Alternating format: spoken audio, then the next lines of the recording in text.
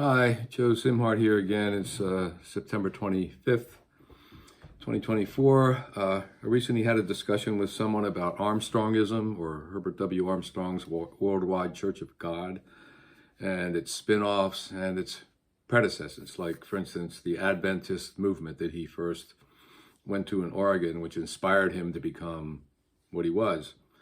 Adventism had its beginnings in the 19th century, basically through the teachings of William Miller, who formed the Millerites cult. He predicted that the world would end in 1843.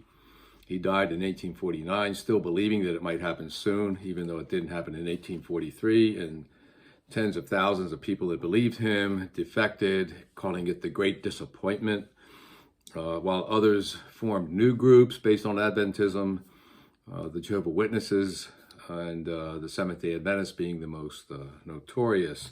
And then there's Armstrongism, who came along later. Of course, his group was much smaller, maybe maxed out at 100,000 people, even though his Plain Truth magazine and other sources he had on the radio affected millions of people with his weird ideas and what I call eisegesis. So that's what we're going to talk about a little bit, is hermeneutics, or the art and science of interpretation of text, which is applied to Bible studies as well as other scriptures. So the mistake that many people make is by relying too much on eisegesis, which is personal interpretation. In other words, like Miller, for instance, he went and looked at scripture, being convinced that maybe it was true after being kind of an agnostic, and he studied it backwards and forwards and inside out, and read the scholarship, and seemed like an impressive, knowledgeable person. And then he decided to filter everything down through his own mind, eisegesis, and come up with this date of the end times based on Revelation, Numbers. He did like an incredible amount of research into dates and added things up, and basically used the fundamentalist, literalist view, which is a mistake, that the world is something like 6,000 or 4,000, depending who you listen to, years old, and not paying attention to evolution or geological science or anything like that, which leads to this idea that the apocalypse has to happen according to some self image of the Bible, and how the numbers all add up. So he was wrong, and the Adventists since then have all been wrong, maybe dozens, maybe hundreds of times, depending who you talk to, about setting up end dates. There's like Hal Lindsey's book, The Late Great Planet Earth, had 1988. That came and went. Here we are. My cult, had like 1989. That came and went, and here we are. So we go on and on with this. However, Adventism, is a powerful force in the sense that we all know the world's going to end. 1 billion years, 7 billion years. We know that scientifically. And we all know that our world is going to end in a blink of an eye, 70 years, 80 years, maybe like my mom, 100 years. But yeah, it's going to be gone. So the end is predictable, but the specific end is not. And also putting fear into a congregation, saying that it's going to come in 2025 or whatever, is just a manipulative technique in order to get you to do an us and them thing in your mind. So how does this work? This kind of eisegesis, which again is a form of deduction, and rather than using exegesis, which is a form of, eisegesis, is a form of induction, and exegesis is a way of deducting. In other words, you learn from the Bible what it says and compare it to other forms of literature and history and whatever, and come up with some kind of a reasonable lesson or conclusion, or you put your ideas into it. So one way to look at this is, for instance, Armstrong's view of British Israelitism. He believed, along with number of people since probably the 17th century, and it got really intense by the 1920s, that there's this idea that well, let me read this to you. British Israelism has been criticized for its poor research and scholarship.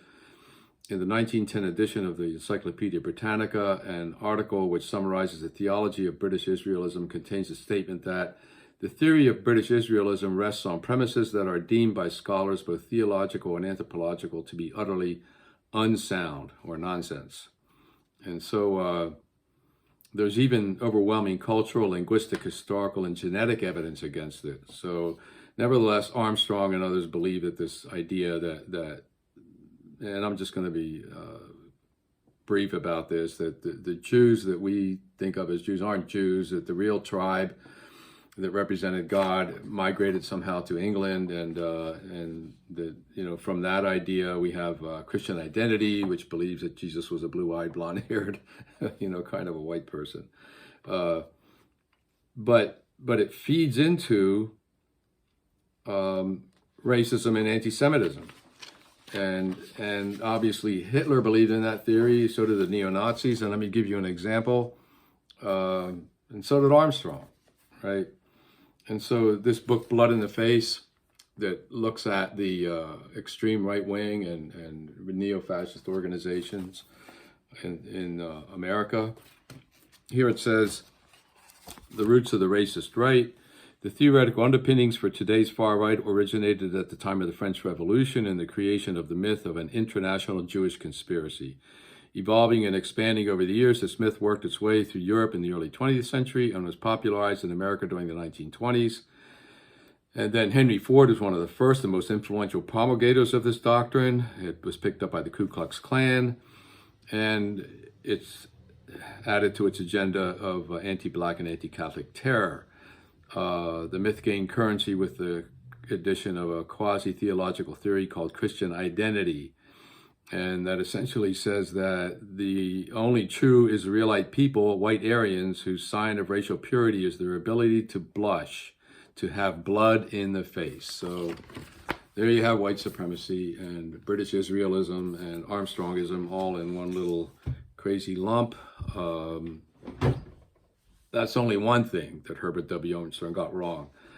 And the way this works is, when you look at eisegesis, if you take a bow and an arrow, and you have this impulse that you know, within, that you see something in the Bible or see something in the whatever, and you take a shot, you know, and you shoot it into the side of the barn, and then you start searching out the scriptures, and you start sounding like a scholar. You know, this said that, that said that, and Hosea says this, and whatever, and soon you're starting to draw these circles of scripture around your arrow that you stuck into the barn, your personal eisegesis. And you form this target, and you put a big circle around it and say anybody that doesn't believe that things that are within the target are now anathema, are heathens, are ignorant, are condemned, are infidels, whatever. And meanwhile, that impulse, whether it's British Israelism or apocalypticism or whatever, is deviant from any reasonable exegesis of the scripture. And so it's way off the mark, which means that the prophet or whatever is sinning. He's off the mark and possibly lying, maybe intentionally, because now he can put a lot more pressure on the followers that, you know, these doctrines come out of his vision, and you have to go to church on Saturday, not Sunday.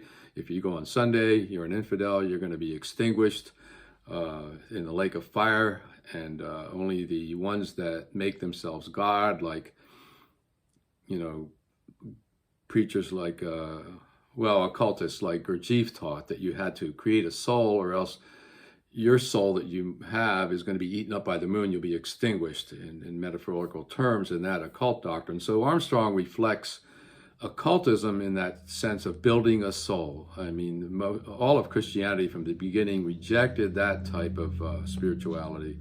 And, you know, in the end, it's God's judgment. It's not up to all the effort you do if you're going to make it into heaven. So, Yeah, so think about that. You know, the false prophet shoots his arrow into the barn and draws a bunch of circles around it, and then creates an us and them view and says that everything else is counterfeit.